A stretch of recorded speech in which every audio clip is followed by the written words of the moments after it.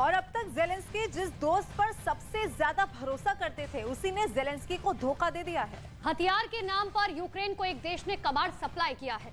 Ukraine की सेना को इस वक्त हथियारों की भारी जरूरत है, लेकिन उसे बदले में मिला है पुराना हथियार। वो हथियार जिसे देने वाले ने खुद उसे रिटायर कर दिया है।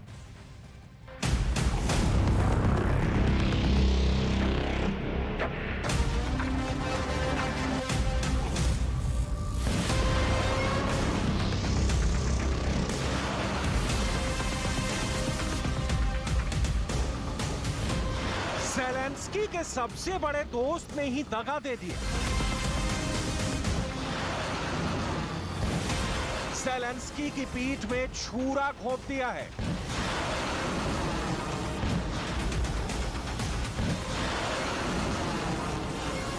कहें तो दुश्मन ना करें, दोस्त ने वो काम किया है। इस दोस्त ने ज़ेलेंस्की का भरोसा तोड़ दिया है। उस यकीन को तोड़ दिया है जिसके सहारे ज़ेलेंस्की बलशाली पुतिन से पंगा ले रहे हैं। हथियार के नाम पर इस दोस्त ने ज़ेलेंस्की को कबाड़ सप्लाई किया है। ज़ेलेंस्की को किस देश ने कबाड़ में डाल दिए जाने वाले एयर डिफेंस सिस्टम की सप्लाई की है? यूरोप के किस देश ने ज़ेलेंस्की को इतना बड़ा धोखा दिया है? यूरोप से आए एयर डिफेंस सिस्टम में क्या खामियां हैं? ये एयर डिफेंस सिस्टम कितना पुराना है? और सबसे बड़ा सवाल ये कि क्या ज़ेलेंस्की को कबाड़ हथियार में पहली बार मिले हैं? क्योंकि युद्ध में नाटो देशों की ओर से कई बार ऐसे हथियार यूक्रेन भेजे गए हैं जिन्हें खुद उन देशों ने तो रिटायर कर दिया है, लेकिन उसे यूक्रेन में युद्ध लड़ने के लिए भेज दिया। ज़ेलेंस्की इन हथियारों का क्या करेंगे या कबाड़ में डाल देंगे? हमने यूक्रेन को अब तक मिले सारे एयर डिफेंस सिस्टम के इंटरनेट पर जांच की।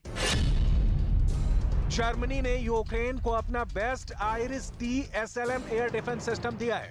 ये एयर डिफेंस सिस्टम हमला करने वाले हेलीकॉप्टरों, विमानों, क्रूज मिसाइलों या रॉकेटों से बचाव के लिए मिसाइल दागता है। एक सिस्टम से मध्यम आकार के एक शहर की रक्षा की जा सकती है। SLM 20 किलोमीटर की ऊंचाई और 40 किलोमीटर की दूरी तक के रेंज में लक्ष्य को अपना निशाना बना सकता है। यूक्रेनी सैनिकों को इस एयर डिफेंस सिस्टम के लिए जर्मनी में ट्रेनिंग दी गई है। ये एयर डिफेंस सिस्टम मोबाइल है और शत्रु अगर इसका ठिकाना जान ले तो आसानी से इसकी जगह बदली जा सकती है। जर्मनी के इस एयर डिफेंस सिस्टम को लेकर शक की गुंजाइश नहीं हो सकती। तो क्या किसी और देश ने ज़ेलेंस्की को एयर डिफेंस सिस्टम के नाम पर कूड़ा देकर ठग लिया? जर्मनी के बाद ब्रिटेन यूरोप का दूसरा देश है जिसने ज़ेलेंस्की को एयर डिफेंस सिस्टम दिए हैं। ब्रिटेन ने यूक्रेन को star streak air defence system दिए हैं। ये शॉर्ट रेंज में नीचे उड़ान भरने वाले विमानों को भेदने में कारगर है। ये man portable air defence system है। स्टार स्ट्रीक मिसाइल की रेंज 3 से 7 किलोमीटर तक होती है। यूक्रेन की सेना इस वक्त इसी स्टार स्ट्रीक सिस्टम से रूस की सेना को निशाना बना रही है। मतलब ये सिस्टम भी ज़ेलेंस्की के बहुत काम आ रहा है। सवाल है, ना जर्मनी ने ना ब्रिटेन ने धोखा दिया, तो फिर किसने ज़ेलेंस्की को पुराने हथियार चिपका दिए? क्योंकि इजरायल ने आयरन डोम एयर डिफेंस सिस्टम देने से इनकार कर दिया था।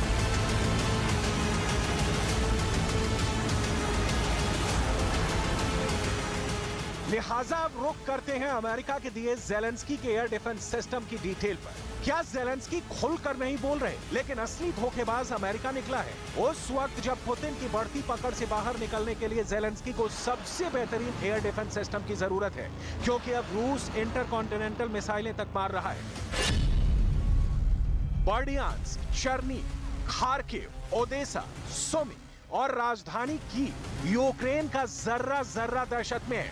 कब, कहां, कैसे रूसी मिसाइलों की मार जमीन पर मौत की चादर बिछा दे, नहीं कहा जा सकता।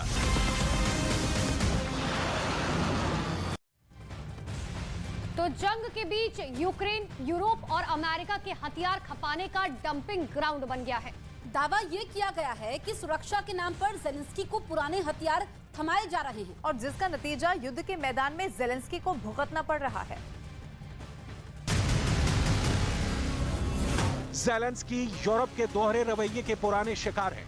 लेपर्ड के नाम पर भी जर्मनी ने कुछ ऐसा ही किया। वादा लेपर्ड 2 का किया और यूक्रेन भेजा लेपर्ड 1, जिसे वो खुद रिटायर कर चुका है। यूक्रेन इस वक्त यूरोप और अमेरिका के हथियार खपाने का डंपिंग ग्राउंड बन गया है।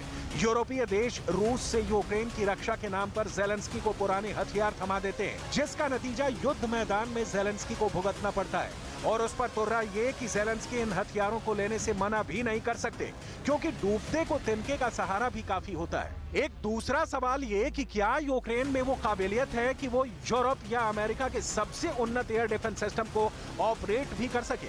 उदाहरण जेलेंस्की ने खुद दिया है। उनके पास अमेरिका से आ रहे पैट्रियट मिसाइल को तैनात करने की फिलहाल क्षमता नहीं है।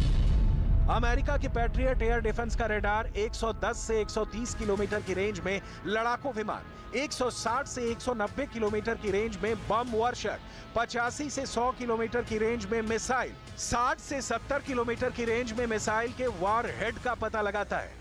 पैट्रियट लंबी दूरी का एयर डिफेंस मिसाइल सिस्टम है। वर्तमान में अमेरिकी सेना पैट्रियट मिसाइल डिफेंस सिस्टम के अलग अलग वेरिएंट के 1100 से ज्यादा लॉन्चरों का इस्तेमाल करती है। वर्तमान में पैट्रियट के एडवांस वेरिएंट 14 देशों की सेना में शामिल है। पैट्रियट बहुत कामयाब है। अमेरिका ने यूक्रेन को एक और एयर डिफेंस सिस्टम दिया है, जिसका नाम है NASAMS air defence system. NASAMS के लॉन्चर में 6 खाने होते हैं। हर खाने में 2-2 मिसाइलें तैनात की जा सकती हैं, यानी एक लॉन्चर से 12 मिसाइलें छूट सकती हैं, जिसकी रेंज 30 से 50 किलोमीटर है। यानी मिसाइल इतनी दूर पर मौजूद दुश्मन के हेलीकॉप्टर, ड्रोन, फाइटर जेट, विमान या क्रूज मिसाइलों को मारकर गिरा सकती है। इस मिसाइल सिस्टम का रेडार दुश्मन के टारगेट को 120 किलोमीटर दूर से ही पकड़ लेता है। NASAMS की क्वालिटी और ग्राउंड रिपोर्ट को लेकर कभी सवाल नहीं उठे, और सच ये भी है कि अमेरिका और NATO युद्ध से हाथ पीछे खींच ले तो पुतिन के लिए 72 घंटे जीत के लिए काफी होंगे। हॉक एयर डिफेंस को 1960 में अमेरिकी सेना में शामिल किया गया था। Hawk interceptor missile Stinger missile system का अपग्रेड है। स्टिंगर छोटी दूरी का एयर डिफेंस सिस्टम है। पुराने हॉक सिस्टम को यूक्रेन को देने पर भी सवाल तब भी उठे। रूसी सेना यूक्रेन के शहरों पर हमला करने के लिए एडवांस मिसाइलों और ड्रोन का इस्तेमाल कर रही है। ऐसे में इस बात की संभावना बेहद कम है कि हॉक सिस्टम रूसी मिसाइलों को ट्रैक करने में बिल्कुल कामयाब नहीं है। और अब एयर डिफेंस सिस्टम के नाम पर जेलेंस्की को एक और धोखा।